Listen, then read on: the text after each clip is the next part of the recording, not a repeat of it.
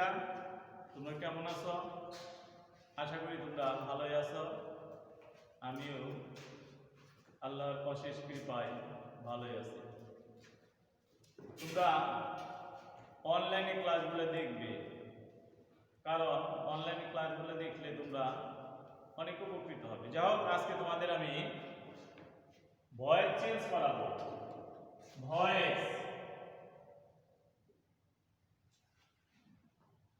Voice কাকে বলে? সাধারণত সেন্টেন্সের মধ্যে সাবজেক্ট সক্রিয় অথবা নিষ্ক্রিয় থেকে ভার্বে রূপান্তর করাকে ভয়েস বলে। ভয়েস সাধারণত দুই প্রকার, অ্যাক্টিভ, প্যাসিভ। অ্যাক্টিভ আর ভয়েস শব্দের অর্থ কি? বাচ্য, বাংলায় বলে বাচ্য। অ্যাক্টিভ ভয়েস মানে কর্তাবাচ্য, আর প্যাসিভ ভয়েস মানে কর্মবাচ্য। যাই হোক, অ্যাক্টিভ ভয়েস কাকে বলে? সেন্টেন্সের মধ্যে যখন সাবজেক্টটা সক্রিয় থেকে ভার্ব রূপান্তরিত হয়, তাকে অ্যাক্টিভ ভয়েস বলে। আর প্যাসিভ, যে সেন্টেন্সের মধ্যে সাবজেক্ট নিষ্ক্রিয় থেকে যখন ভার্বের পরিবর্তন হয়, সেটাকে আমরা প্যাসিভ ভয়েস বলবো। আচ্ছা,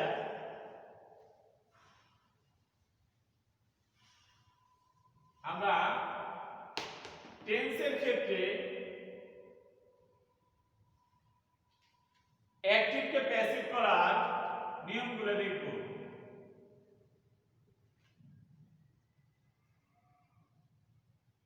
অ্যাক্টিভকে প্যাসিভ করার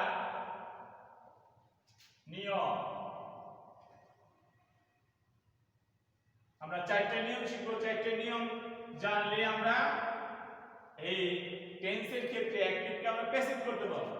এক নাম্বার, অবজেক্টকে সাবজেক্ট। দুই নাম্বার, বি ভার্বের কনজুগেশন।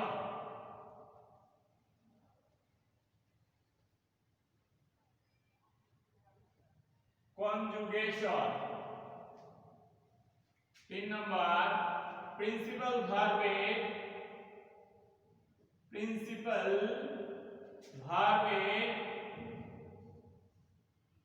পাস্ট পার্টিসিপল ফর্ম, যাকে বলে পিপি ফর্ম। চার নম্বর নিয়ম, সাবজেক্টকে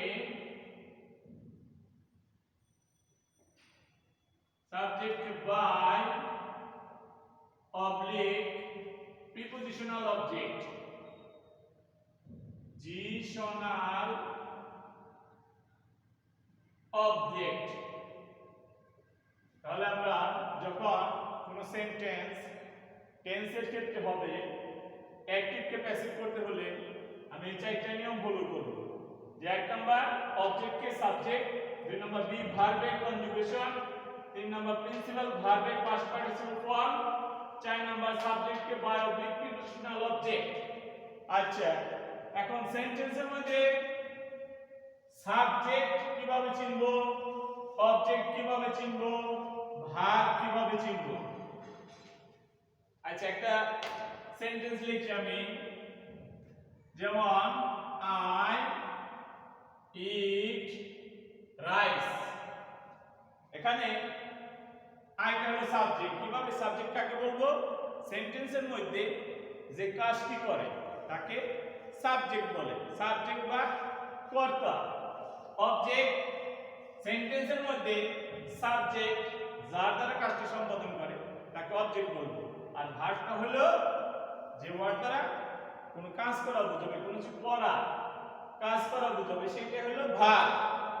তাহলে আমি নিয়ম অনুযায়ী করি এটা, যে এক নাম্বার নিয়ম হলো অবজেক্ট কে সাবজেক্ট, অবজেক্ট কি রাইস, নম্বর নিয়ম আমার, এটা হলো 1 নম্বর নিয়ম। 2 নম্বর নিয়ম বি ভার্বের কনজুগেশন। আমি ভার্বটার দেখবো, এটা আছে হলো প্রেজেন্ট ফর্ম, তাহলে বি ভার্ব প্রেজেন্ট ফর্ম হবে।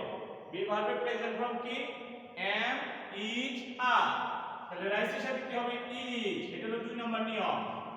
3 নম্বর নিয়ম প্রিন্সিপাল ভার্বের past participle form. Principal verb মানে কি? মূল ভার্ব। এই মূল ভার্ব হলো এখানে আছে ইট, এটা পাস্ট পার্টিসিপল ফর্ম কি? ইটেন। 3 নম্বর নিয়ম হলো এটা মূল ভার্বের বা প্রিন্সিপাল ভার্বের পাস্ট পার্টিসিপল ফর্ম। 4 নম্বর নিয়ম সাবজেক্টকে বাই অবজেক্ট প্রিপোজিশনাল অবজেক্ট। এখানে বাই এর অবজেক্ট কি? মি। এখন আমাকে জানতে হবে যে সাবজেক্ট এবং সবগুলো অবজেক্ট জানতে হবে। যেমন সাবজেক্ট, অবজেক্ট আই, অবজেক্ট হলো me, we, object us, you, object you,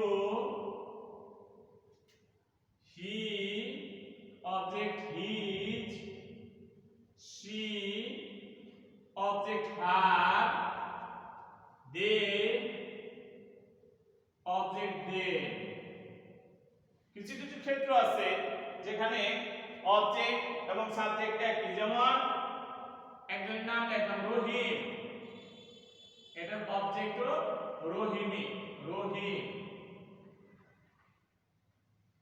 তাহলে এগুলো অর্থ আমি জানি যে আই অর্থ আমি, মি অর্থ আমাকে, উই অর্থ আমরা, আস অর্থ আমাদেরকে, ইউ অর্থ তুমি তোমরা, ইউ অর্থ তোমাকে বা তোমাদেরকে, হি অর্থ সে, ছেলে হইলে হি, সরি হি এর অবজেক্ট হলো হিম। তাহলে অবজেক্ট হলো হিম, তাহলে হিম অর্থ তাকে, সি মেয়ে হইলে তার অবজেক্ট হার মানে তাকে, এটা তাকে, দে তাহারা, অবজেক্ট হলো দে। আর রহিম মানে হলো রহিম, রহিম মানে রহিমকে। যা হোক, আমরা প্রত্যেকটা টেন্সের ক্ষেত্রে দেখি, যেমন প্রেজেন্ট ইনডিফিনিট টেন্স, তাহলে কি? যে হি ইটস রাইটস, অথবা he writes a letter. He eats rights না লিখে he writes a letter. Present indefinite টেন্সের উদাহরণ, তাহলে অবজেক্টকে সাবজেক্ট করব, এরা এ লেটার। এখন বি ভার্বের কনজুগেশন 2 নম্বর নিয়ম, ভার্ব আছে প্রেজেন্ট ফর্ম, তাহলে বি ভার্ব প্রেজেন্ট ফর্ম হবে। am is are, তাহলে কি? A letter is. 3 নম্বর নিয়ম প্রিন্সিপাল ভার্বের past participle form, write, wrote, written টা হবে। তারপর কি হবে? সাবজেক্ট কি by object prepositional object, here object কি? Him, by him. আচ্ছা, আমরা এখন বি ভার্ব সম্পর্কে একটু জানতে হবে। বি ভার্বটা কি? যে be verb present form,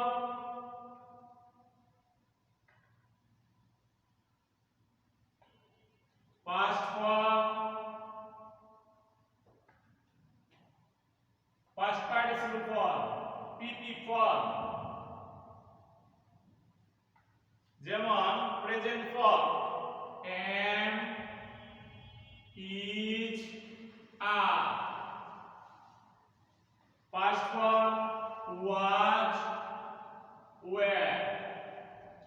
past participle form been, been। তাহলে যখন বি ভার্বে কনজুগেশন করব তাহলে এই যে এগুলো হবে, যে আমি যার প্রেজেন্ট ফর্ম হলে, পাস্ট ফর্ম হলে ওয়াজ, ওয়্যার, আর যদি পাস্ট পার্টিসিপল ফর্ম আসে তাহলে বিন হবে। দেখি প্রেজেন্ট কন্টিনিউয়াস টেন্স দেখি উদাহরণ, যেমন present continuous tense, they are playing playing football.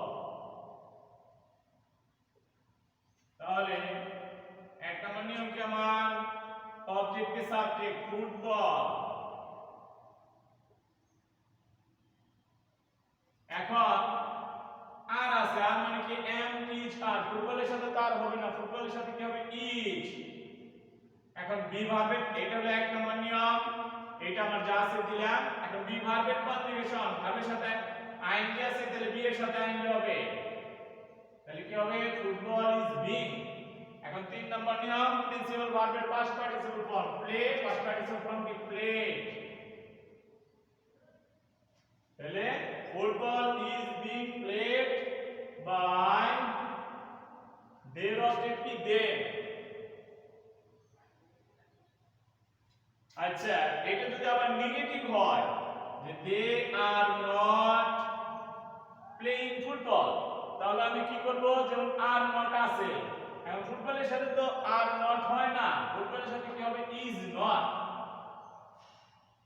তাহলে তখন কি হবে football is not being played by them। তাহলে প্রেজেন্ট কন্টিনিউয়াস তোমরা এগুলো বাসায় প্র্যাকটিস করবে। এখন দেখো প্রেজেন্ট পারফেক্ট টেন্স।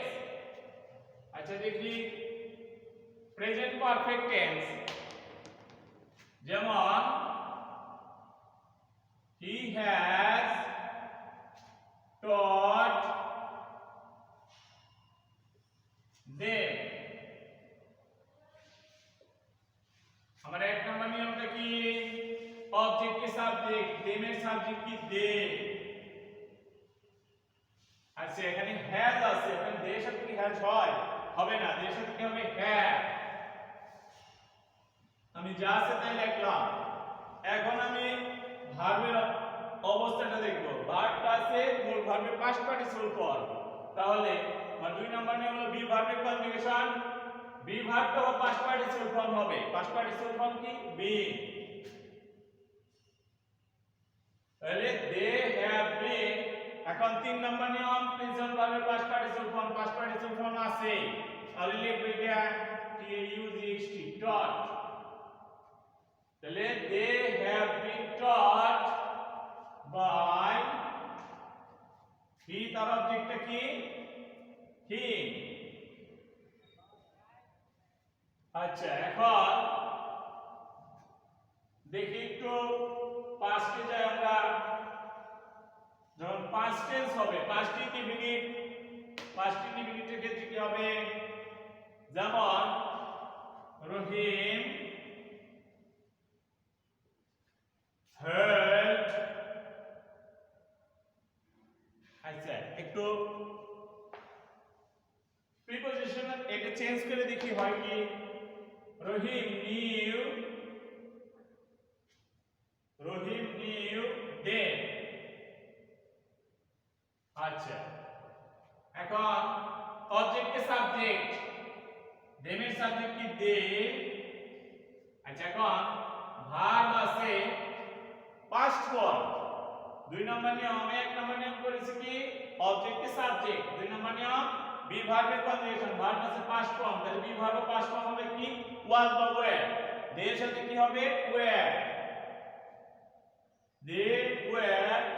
এখন তিন নম্বর নিয়ম হলো প্রিন্সিপাল ভার্বের past participle form, known new, past participle form কি নোন।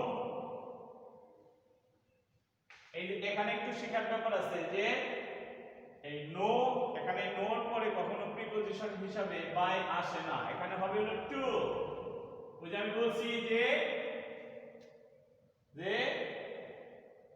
সাবজেক্ট কে by oblique prepositional object by হতে পারে অথবা অন্য কোনো প্রিপোজিশন হতে পারে, তাহলে এখানে কি হবে টু হবে, তাহলে টু রহিম।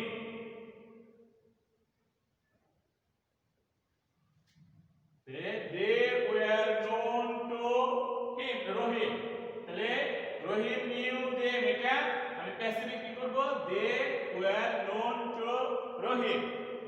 আচ্ছা দেখি পাস্ট কন্টিনিউয়াস, আমি একটা উদাহরণ দেই, পরবর্তীতে তোমরা বাসায় এগুলো প্র্যাকটিস করবে, যে কোনো ধরনের সমস্যা হলে আমাকে জানাবে। যেমন পাস্ট কন্টিনিউয়াস একটা উদাহরণ দেই, she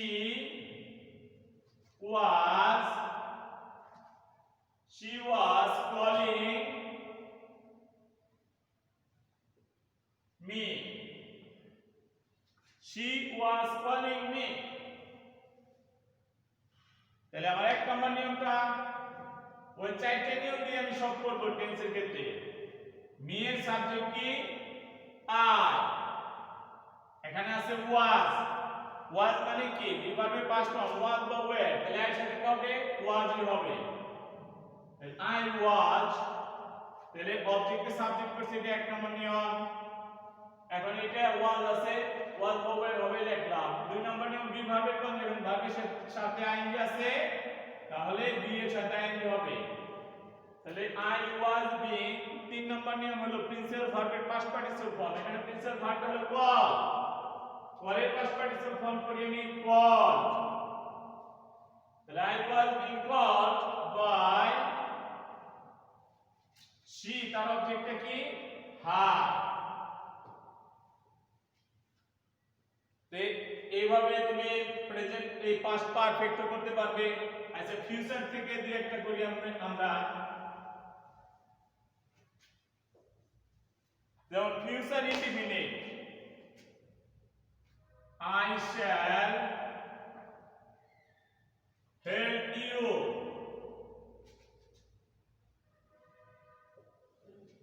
এখন এইটা যখন প্যাসিভ করব অবজেক্টকে সাবজেক্ট করি ইউ তার সাবজেক্ট টু ইউ এখন শ্যাল আছে শ্যাল অথবা উইল প্রেজেন্ট ফর্মটা তাহলে ইউর সাথে তার শ্যাল হয় না ইউর সাথে কি হবে উইল তাহলে এক নম্বর নিয়ম করলাম এখন এটা আছে শ্যাল অথবা উইল হয় উইল এখানে ইউর সাথে উইল ব্যবহৃত হয় এখন আমি বি ভার্বের কনজুগেশন কিভাবে করব এখানে হেড ভার্বের প্রেজেন্ট ফর্ম আছে তাহলে বি ভার্বের প্রেজেন্ট ফর্ম হলো am is are কিন্তু আমি কিন্তু সাহায্যকারী ভার্ব একটা লিখেছি তাহলে বি নিজেই আসবে তাহলে কি হবে বি তাহলে ইউ উইল বি আর প্রিন্সিপাল ভার্বের পাস্ট পার্টিসিপল ফর্ম করি হেল্প এর past participle form help by I এর অবজেক্ট কি মি তাহলে I shall help you এটা প্যাসিভ কি you will be helped by me তদ্রূপ প্রেজেন্ট কন্টিনিউয়াস করি sorry future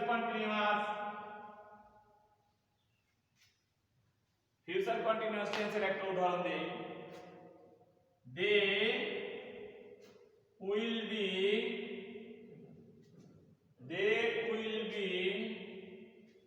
writing a letter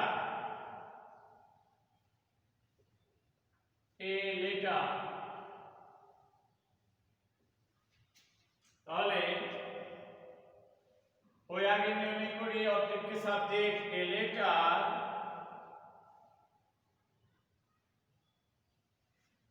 এখানে কি আছে উইল বি আছে তাহলে উইল অথবা শ্যাল বি হবে তাহলে লেটারের সাথে উইল বি হবে উইল বি এখন বি ভার্বের কনজুগেশনটা কি ভার্বের শেষে আইএনজি আছে তাহলে বি এর সাথে আইএনজি হবে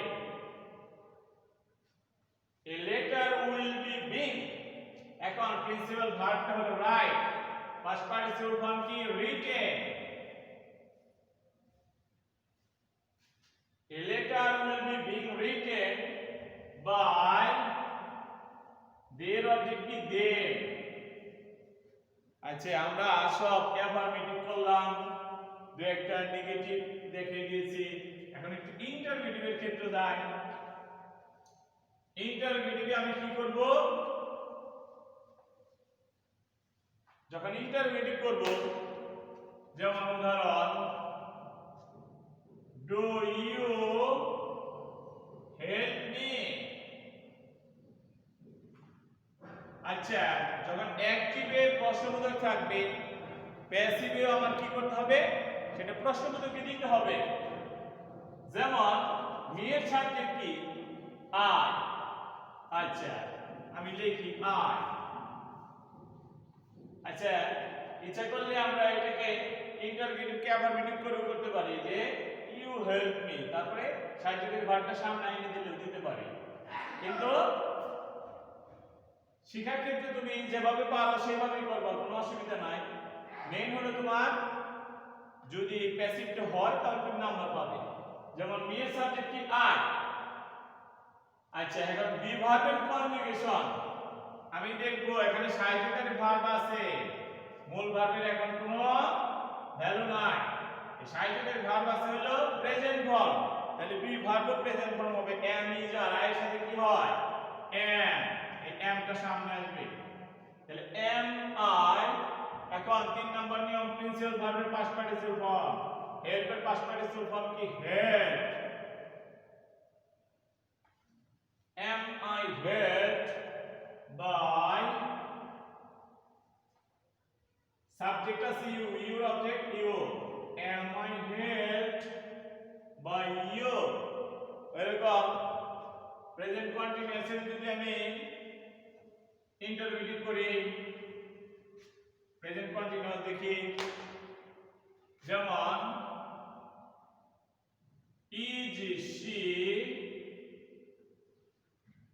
is she catching fish,